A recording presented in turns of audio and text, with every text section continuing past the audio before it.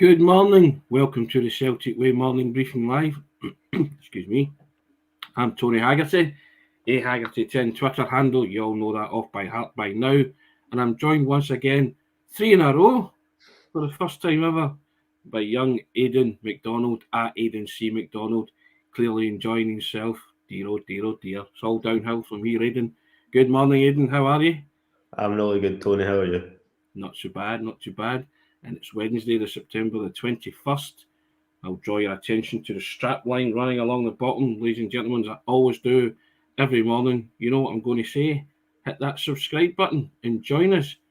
£1 for 2 months of full access to everything that's on the website, as well as the YouTube pods when you see myself, Aidan and Sean discussing Glasgow Celtic every day. You just hit that button, www.celticway.co.uk/subscribe. That's all you have to do. It's as easy as that, isn't it, Aidan? It's as easy as that. It's easy, Tony.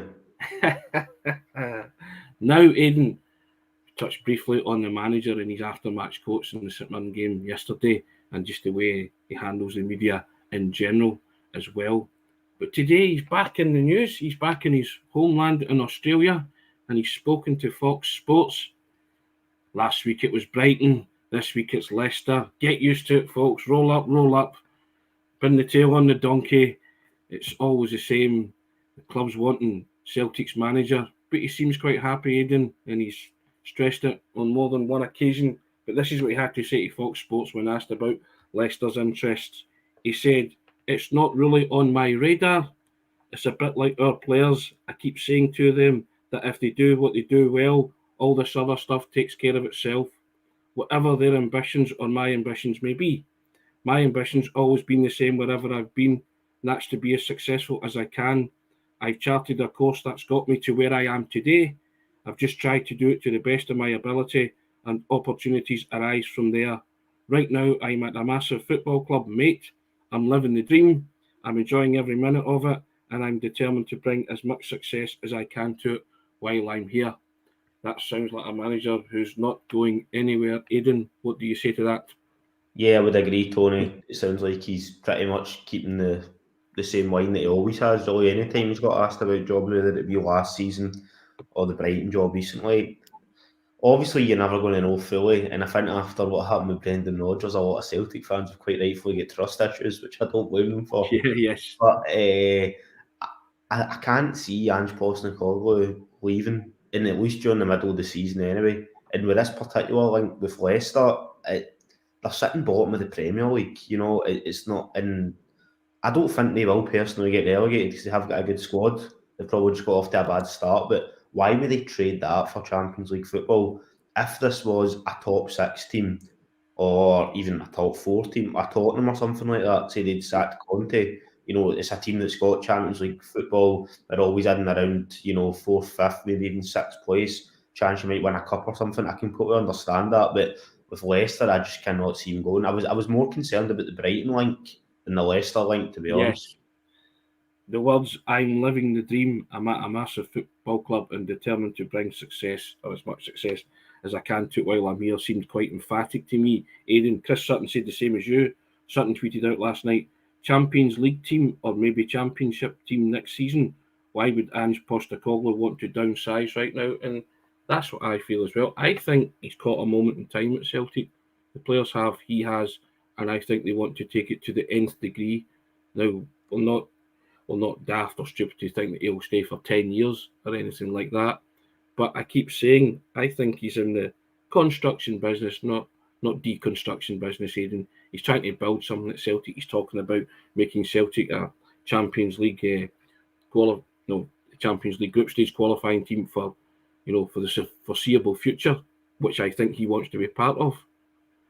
Yeah, and that project is something that I just don't know if he would have that if he went to a club like Leicester. Yeah. It would be, they've obviously done okay in recent years, so they'd be wanting sort of instant success. Whereas, without repeating myself, that was the Brighton link. That's why it concerned me, because clearly what happened with Graham Potter is a bit of a project club. So that is something Ange might have been, interested in. But here, he's, as you said, he wants to turn Celtic into a regular Champions League club in terms of qualifying. I think he mentioned it was either before or after the Shakhtar game. He wants to get to the stage that it's not even as special to just be in the Champions League. He wants them to be going to the latter stages. Yeah. So if he's at Leicester at the moment anyway, it's unlikely he would have that opportunity next season. So I just, and the whole thing with the project is if you're, for at least next season anyway, if you win the league, should be automatically back into the Champions League. So, there's a clear pathway there to how he can do it if he stays at Celtic. So I think he does seem quite content, and, he's just going to have to just keep batting away these questions every time a manager leaves down south this season. One of the main things I talk about, Ange, and I mentioned it a lot on the pod, I said the one thing you have to do when Ange speaks is you have to listen. Yeah. John Hill makes a great point here, and it's what I'm talking about as well. Ange wouldn't go anytime soon. He's a man of principle. How he talks tells you all about Ange. Yeah, you got to listen to what he's saying. He can only knock it down so many times till eventually somebody will get it right, because he will go. I mean, that's the nature of human nature, but it's also the nature of football. But how many times can he say, "I'm living the dream. I'm happy here," and I always have an ear on what he's saying, because he roadmaps it, he signposts it, he tells you. Because I'm not saying he's an open book, but he is quite an honest guy, and he sounds very much like a principled guy. And there's only one guy who'll tell you when he's leaving. That's Ange Postecoglou. It won't come from anybody else. No, I know. He always does kind of give the same sort of line when talking about stuff like this. I'm happy, etc. And I think as fans, you're entitled to believe him, because, as the commenter just said there, he does seem like a principled guy. I mean, when I read his book, when not long after he'd, actually, I think it was just when he was first getting linked, before he'd actually even got the job, he was, I did come away thinking, oh, he does seem like a good person, do you know what I mean? Mm-hmm. So I can't see him. I can't see him leaving. You spoke about this off air just before we came on here. You said, what's the update on Angie's contract? Is it a rolling contract? To all intents and purposes, yes, it's still a 1 year rolling contract, but he's addressed that as well. He's always addressed that and said he's quite happy with that situation. There is no need for him to dive in. It's always the way he's worked. And again, I go back and say, I wrote a piece saying maybe Celtic should nail him down to a 4 and 5 year contract. And then he came out and emphatically said, it's the way I've always worked. I'm happy. I'm well paid. I don't have any issues. You'll hear me if I do. And I guess, going back to the principle thing, if that's the way it works, then, it ain't broke. It doesn't need fixing. No, I can completely understand if that's the way Ange usually works. I can also kind of understand why there might be some fans' anxieties on that. Yeah. As well, we obviously don't know the specific figures in terms of, how much Ange is getting paid, etc., because we're not going to be privy to that information. It would be a slight concern that if a club did come in and try and get him mid-season, that you're not going to get, Brendan Rodgers level money for him. Not that, at the end of the day, the money's not going in the fans' pockets, but it does make you feel like if you get good money for your manager, that can kind of help to try and rebuild the kind of foundations of what you had. So I think it would maybe settle a lot of people down if he did sign. Not even like, I think it was like a 5 year deal or something Rodgers signed. I'm not saying he's going to do that, but even like a couple of years. But as you've just said, and just said a few times, that's the way he's used to working. So I don't know if I can see him signing a big deal at the moment. I don't know about you, Tony, but... No, I don't, because again, that signposting and road mapping and telling you how he works and he's quite happy, and until something either comes in or upsets that happiness, then I think he'll be fine to just roll along. Leslie Devine said, let's hope the fact he's tying down the players to 5 and 6 year deals contracts reflects his own intentions to stay. Well, I've thought about that as well. I don't think he would get the Japanese players to traipse himself halfway across the world if he was intending on leaving after 18 months. Just my own thinking on that as well. I think that their commitment to 4 and 5 year deals sort of does say what Leslie's hinting at there, that it hints at Ange's commitment as well to the club. Yeah, it does show that he's trying to build a vision longer term. And I think it's the majority of the players, I'm pretty sure, have all signed either 4 or 5 year deals. Yeah. I want to say, with the exception of Joe Hart, that I think might have been a 3 year deal. Pretty much all the players, regardless of age, were all signing longer term contracts. So, and a lot of them spoken about the so-called famous phone call with Ange when they're trying to sign. And I can only assume that during that phone call, he's been saying, I've got a vision for this club 2, 3, 4 years down the line to be a Champions League club. You know, it's a long-term project here, so obviously that's all speculation whether or not he's actually saying that to the players, but I think it's fair to assume that he will be. So that's probably another thing that plays into my head, thinking I can't really see him going anywhere at the moment, unless a major club was to come in for him. Do you know what I mean? Sean's always talking about that security's overrated. That's his buzzword and watchword. He likes a bit of that, but I have to agree with him in that sense. Now Raymond Hidden comes in and says Ange will be linked to any vacancy. I have said that. First it was Brighton, then it was Leicester. You're going to have to get used to it. You're going to have to get used to winters of discontent, summers of discontent, because he's just going to be linked with everything. And as you say, Aidan, unless it's a top 4 English Premiership, English Premier League club at this minute, then I don't think he'd been tending to jump ship. But you never know, and doesn't strike me as being a money man in terms of greedy that way. Again, it's like everything else. Until he gets the offer he can't understand, never mind refuse. It's one of them, isn't it? He'll have a decision to make. But I do feel that at this moment in time, he's telling you he's living the dream, he's happy. So I think he is committed to Celtic long term. Yeah, I think so anyway. And just when you said that he doesn't seem motivated by money, once again, we obviously don't know how much he's getting paid, of course. But when he's talked about trying to sign players, he's been a lot of saying, you know, it's not always about the right fee, it's about making sure you have the right person. And I think that's sort of ethos that I'm going to imagine if that's what he's recruiting players, which is one of the most important aspects of being a manager. That's probably his same feeling towards finances in terms of his own job as well. Once again, speculation, don't know that for a fact, of course. But yeah, I think at absolute bare minimum, I think we're secure with Ange till the end of this season anyway, at the absolute minimum.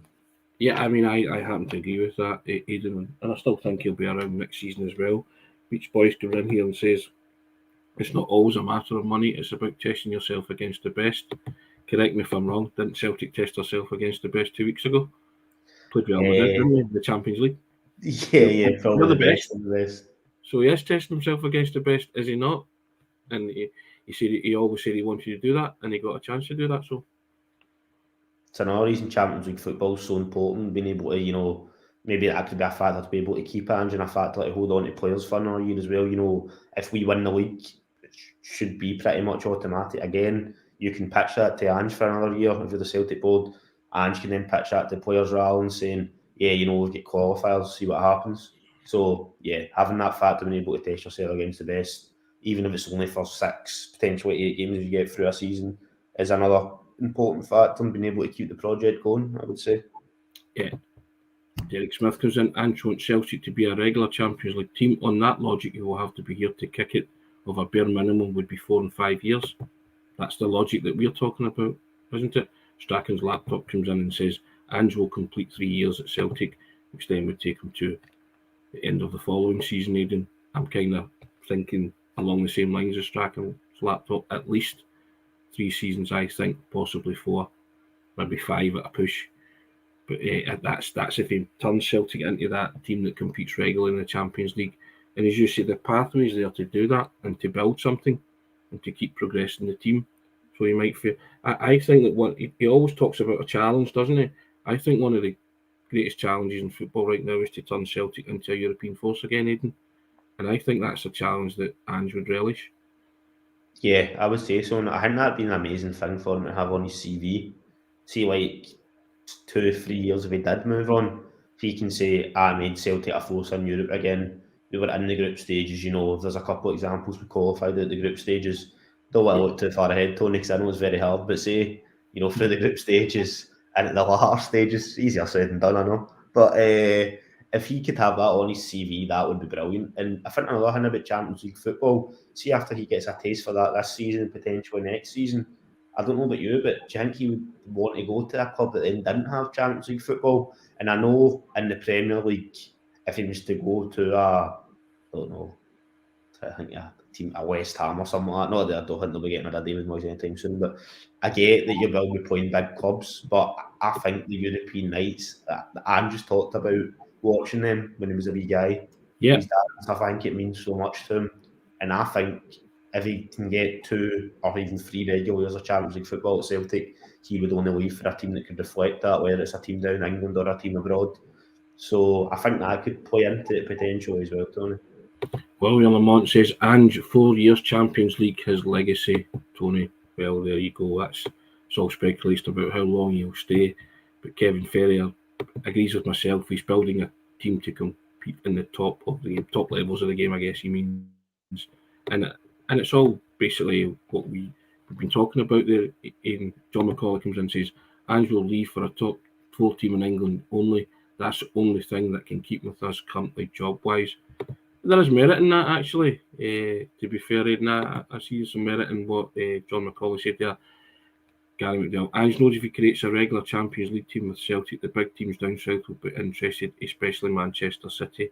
Again, that's probably putting 2 and 2 together with the City group links, stuff like that. But yeah, I mean, but he has, again, if you listen to what he's saying, he wants to make Celtic a Champions League competitive team. That doesn't happen overnight. That takes time. And I think that's a projection of the future, that he sees his immediate future at Celtic, however long that may be, Aidan. Exactly, and it's a gradual process building a Champions League team as much as we want the instant success, such as in that Shakhtar game. That's why we were a wee bit frustrated. But it's going to take time to get to that level when you've got so many players in the squad that haven't played Champions League football before. A handful of them, more than a handful, sorry, a lot of them have also played Europa League last season and probably for previous clubs. Mostly it's probably only really been Callum McGregor and Joe Hart that have got Champions League experience, and I guess James Forrest as well, even though he's not really involved that much just now.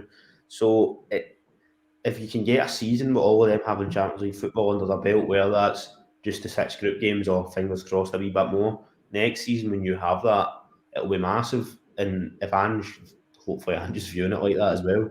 So I think, not to repeat too much what we're saying, but I think the Champions League could be a big factor on Ange sticking around.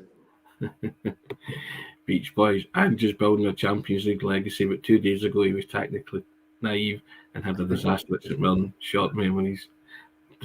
Don't know if we called him tactically naive on this pod, but maybe some other people on social media platforms maybe said that. But yeah, Joe Carden comes in and says, when I first saw the interview, I thought, I trust this new manager. So in Ange, I trust Celtic won't make big money, but it's fans it will hurt when he goes.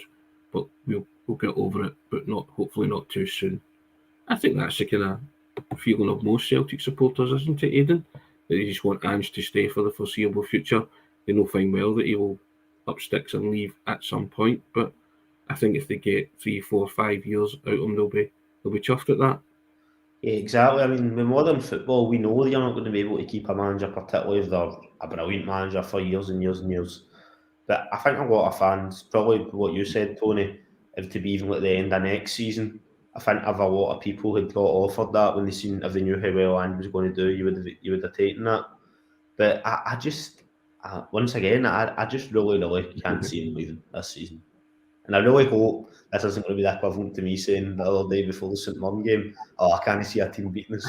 Then I would have had 2 shockers, but I just, I can't see it. Simon Thomas Jack and Laptop says the ball's firmly in Ange's court with these matters. It most certainly is, but Simon Thomas comes in. In his opinion, Ange won't leave Celtic until he's won a European trophy. Now, there's a bit of optimism and hopefully, Aidan, be it the Conference, Europa or Champions League. Well, there you go, eh? That's spot on, Simon. A lot of people agreeing with Simon. Simon Thomas, okay, cool, says my thoughts too. I think certainly Ange wants to take, as I just said, what was the words I said? He won't leave until he's turned Celtic into a European force again, whether that be winning a European trophy of sorts or getting to a final or something like that, or getting to the latter stages of European's Premier Club competition, i.e. the Champions League. Then I do think that it's something that drives him on, because he speaks a lot about the challenge. It's the challenge that he likes. It's the building of a team that he likes the most. People say the pressure, and he came in at the end. He came in not last season, the season before, and he had a rebuild, and he said that's what excited him most. So things flick his switch. I think Celtic at this moment, in terms of challenge on the European scene, flicks his switch. Yeah, I think it does. I think that does motivate him, and I could see if talking about turning us into European force, if he was able to win a European trophy, then Yeah. it wouldn't get much bigger than that. And to be honest, We've gone from force to winning a European trophy. I know, we should probably try and not get too carried away, but it's hard not to be fair. But yeah, I mean, I know people have got their thoughts on the Conference League and that, etc. But you've seen how much it meant to Roma and their fans when they won it last season. There was street parades. I mean, even Mourinho, he was talking about how big it was. So yeah, if Ange was to deliver some sort of, I mean, when we were talking about European success, I was thinking maybe the knockout stages of the Champions League or something. But if he was to deliver a European trophy, whatever European trophy it was, he would definitely have cemented himself anyway. There's 3 European trophies up for grabs, Aidan. To win any of them carries a fair amount of prestige. So I don't. I'm not disparaging towards any of the European competitions. The Champions League, is it out with your grasp? Possibly. Is your Europa League possible? Of course it's possible. Is the Conference League possible? Of course it is.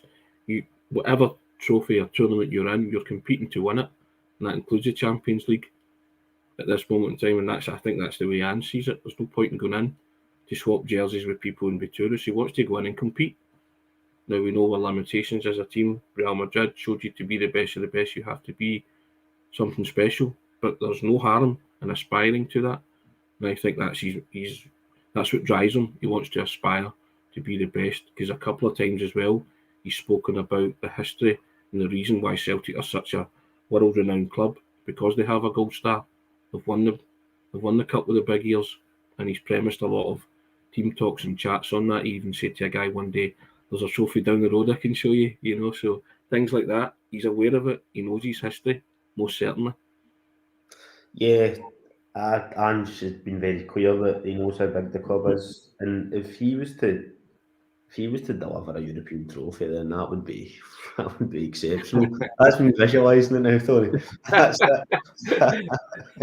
We've gone from a defeat to St Mirren to winning a European trophy a European and a trophy. potential statue for Ange Postecoglou outside the ground. Yeah, if he was to do that, he would get a statue, wouldn't he? So, bottom line, He would have to. It would be an instant statue.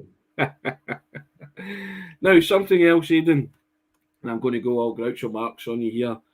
In terms of Celtic's financial results, they were pretty healthy. Groucho Marx once famously said in one of the films, I think it was Duck Soup, "Why, a 4-year-old child could understand this. Run out and get me a 4-year-old child because I can't make head nor tail of it." That's the kind of way I always look at financial results. But there was a wonderful thread today on Twitter by someone called Kieran Canning, and it kind of broke it all down for me. And I'll read it out. So basically, the financial results: Celtic's revenue was 88 million, and their pre-tax profit was 6.1 million. They had record player sales of 29 million. The transfer spend was 38 million, and the cash in the bank was 30 million. And these figures don't include any Champions League money, but account for the summer spend mainly on Jota, Cameron Carter-Vickers, Alexandro Bernabe, Dyson Maeda. And Celtic's business model in years gone past has relied on the club selling players to cover operating losses, but there was no significant summer sale because of increased revenue from Champions League group stage money and the match day money to cover that shortfall. Now, that tells me that you alluded to it earlier as well. It is vital that Celtic qualify for the Champions League group stages, Aidan, because of the differences in revenue that it brings into the club. It means you don't have to sell players, but it also means you can go on a wee kind of transfer splurge. And I don't know much about finances, but I am told that this is a rude financial health for Celtic. Now, I don't know if the accountant in you, Aidan, or if you've had a wee look, but I think as good things goes, Celtic are in pretty good shape by the looks of it. Yeah, when I was just having a wee scroll through a couple of threads, including that one, before I came on here today, Tony, I was thinking, it looks quite positive. But just what you mentioned, my immediate thought was we need to keep qualifying for the Champions League. Yeah. Not just so that the accounts look nice and rosy for the club, but also because that money will not just help us buy players, but it might also allow us to keep players as well. Or squeeze more money out of clubs if they're trying to buy our players. So, I mean, I know a lot of this pod today has been talking about the Champions League, but it just shows you in all sort of factors of the football club how vital it is. And if you are in the construction business, Aidan, which I said Ange is, then it helps you, as you say, keep your best players. And qualification for the Champions League group stages is an enticement for any player who wants to come to a club and play at the highest level, and also for the manager who can also manage at the highest level. That's what every player wants, ultimately. So it's vital that Celtic win the title and qualify for the Champions League. And if Ange can do that and keep cementing them as a Champions League group stage team, then it stands to reason that those revenues coming in, they will get better. They'll be able to attract better players and be a better team. You get good players in your team, Aidan, you're a good team. Funny that, isn't it? I know, it's a crazy concept. Who'd I have didn't thunk see it coming personally. But yeah, I mean, that's, that, and as I say, without being a financial whiz, it was broken down to, bits that most people can understand, and that's basically the takeaways from it, isn't it? That Celtic are in good health because of the fact that they qualified for the Champions League. Yeah, definitely. It's vital if we want to keep progressing the way we are. And in terms of player sales, it sounds like we've done okay. Obviously, when guys were getting sold last summer, we were kind of thinking maybe not get as much money for them. How's that going to affect us longer term, maybe going into this year? But it just shows you that it's not really done too much harm.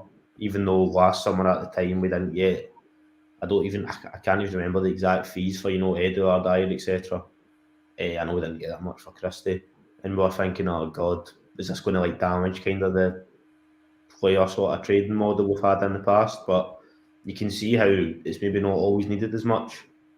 As long as you are getting the regular Champions League football. And I think we were kind of out the back of an unprecedented season in the history anyway, Aidan, as well, So, Brian Roberts makes a valid point here. The league is the way to the treasure chest of Europe. Always has been, always will be. In order to play at the highest level, you have to win your title. I've always said that. So that's why in any start of any season, Celtic's ambition should be to win the title. Anything else is a bonus.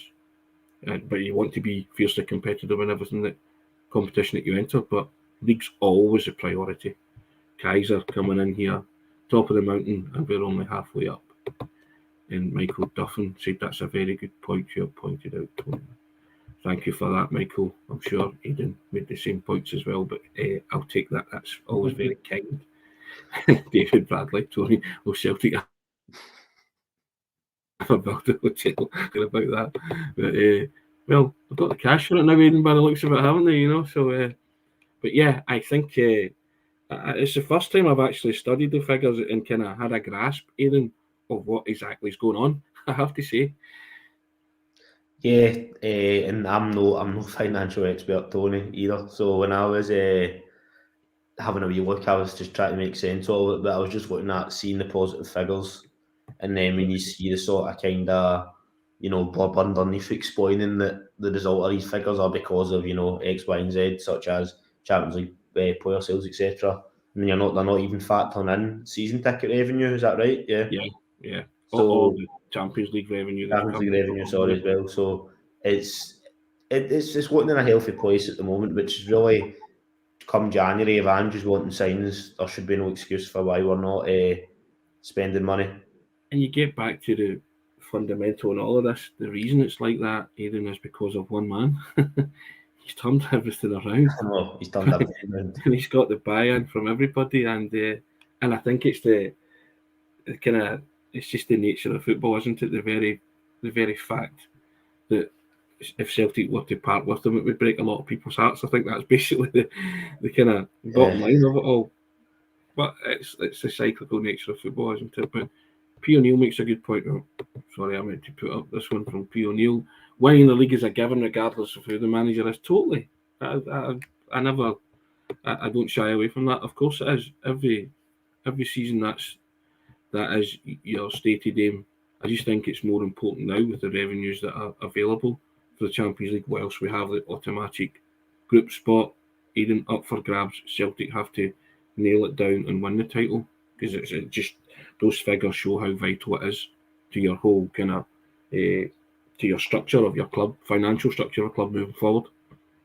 Yeah, it's so important. And last season, that was talked about constantly, how this was one of the most, and even though we think we're in it too much, Tony, for obvious reasons, the season before that was important, but the last season was talked about as being one of the most important for several years because of the fact that the automatic Champions League football was available at the end of it. We might not have known that fully. I think at one stage it was either going to be like one playoff or automatic, but we knew regardless you weren't going to have to go through hundreds of qualifiers if you won the league.